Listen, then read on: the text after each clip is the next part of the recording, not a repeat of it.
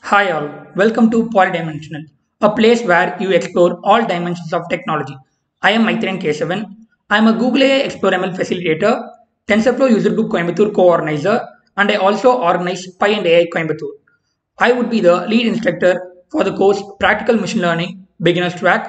This course is designed in a way it's accessible to beginners. In this course, we will cover a wide range of machine learning concepts and the tools to apply those machine learning concepts. This video is intended to explore the curriculum of this course. Let's get started.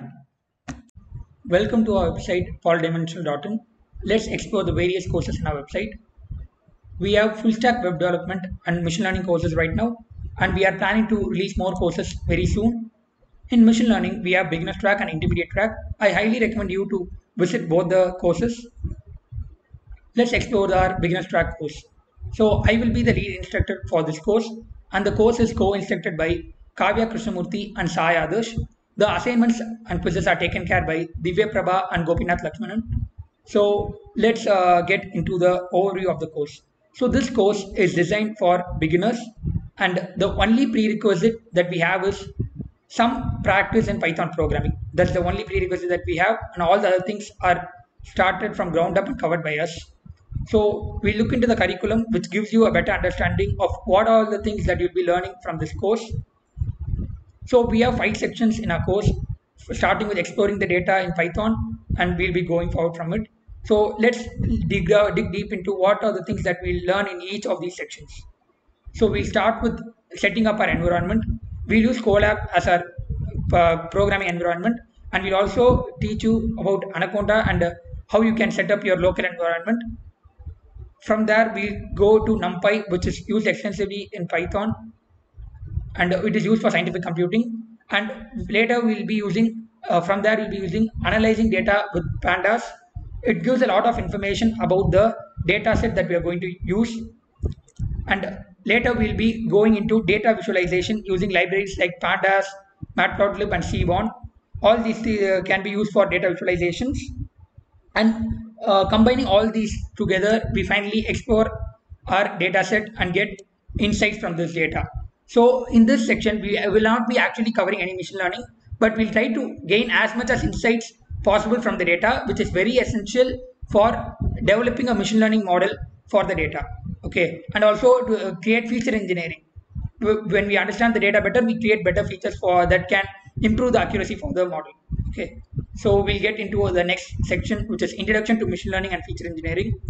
In this section, we introduce you to the concept of machine learning and the evolution of machine learning over the past many decades, and we'll compare the traditional programming and machine learning and when to use what, and we'll be looking into the various steps involved in the machine learning pipeline that would be discussed. After that, we'll be getting into the scikit-learn library, which we'll be using extensively throughout the course. It's a very famous one, and we'll be exploring it in depth. After that, we'll be getting into the feature engineering, which is a very important and interesting concept.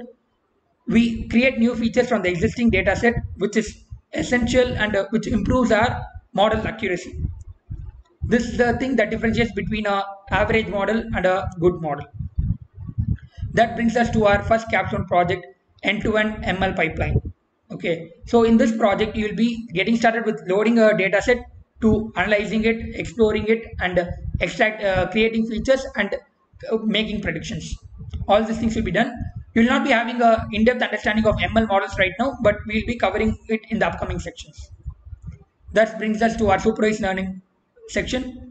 Supervised learning, we have the labels for the models, and there are different types of tasks, classification and regression. We'll be covering both of them. So we'll be getting started with linear regression model, and we'll be understanding how gradient descent is used in linear regression, and we'll be moving with polynomial regression for complex models. After that, we'll be using logistic regression for classification task. From there, we'll be using many ML algorithms, understanding them in depth with suitable assignments and visualizations. We'll be covering distant tree, k nearest neighbor. These two algorithms can be used both for classification and regression task, and we'll also be covering naive Bayes algorithm and support vector missions. All these algorithms will be covered in depth with the insightful, intuitive understanding. After that, we'll be also knowing how to tune the hyperparameters for all these models and get the best out of these models. That takes us to our second capstone project where we solve a machine learning solution for a given problem statement. We'll do it end to end in this, and a lot of concepts will be covered in this section, and you'll be becoming a machine learning practitioner in this section. Moving forward, we'll be covering ensemble models. Ensemble models is a powerful technique where we combine many machine learning models to give predictions with higher accuracy. So we'll be getting started with what ensemble model is. We'll be going with bagging and random forest algorithms. After that, we'll also be covering boosting algorithms like AdaBoost and AdaBoost, also gradient boosting algorithms. We'll be also exploring stacking and blending, and we'll be using the tool XGBoost for implementing the ensemble models, few of the ensemble models.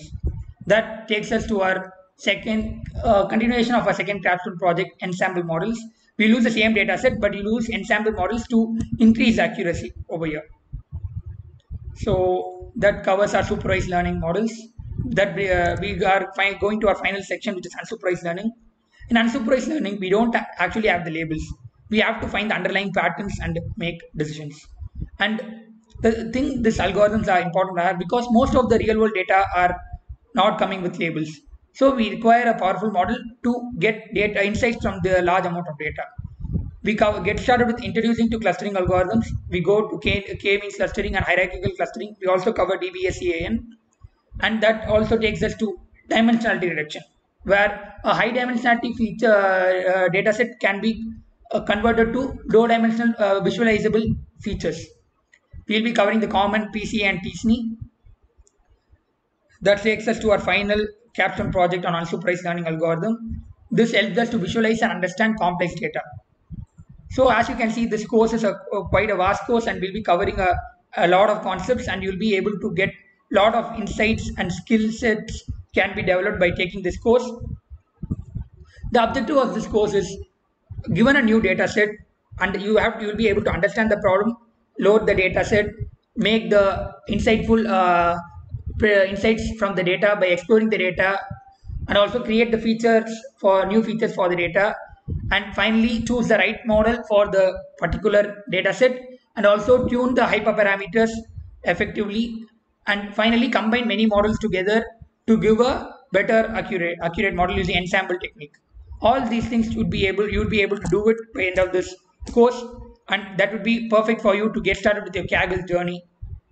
Okay, so that's the overview of the course, and if you have any questions, you can mail us at support@polydimensional. We'll be happy to help you. And few frequently asked questions are: is this course paid? No, it's completely free.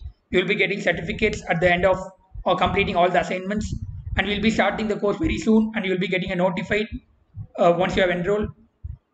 And all the other things would be expect you to spend 4 weeks with 4 to 5 hours per week to complete this course. I hope you are interested and excited about this course, and if you are interested, so please do enroll in our course. And we also have a boot camp on the 1st of June and 2nd of June. So you can join the boot camp and see have a preview on how the lessons would be taught inside the course. And I highly recommend you to enroll in the course. And thanks for joining us. Hoping to see you all in the classroom. Thank you from Team Polydimensional.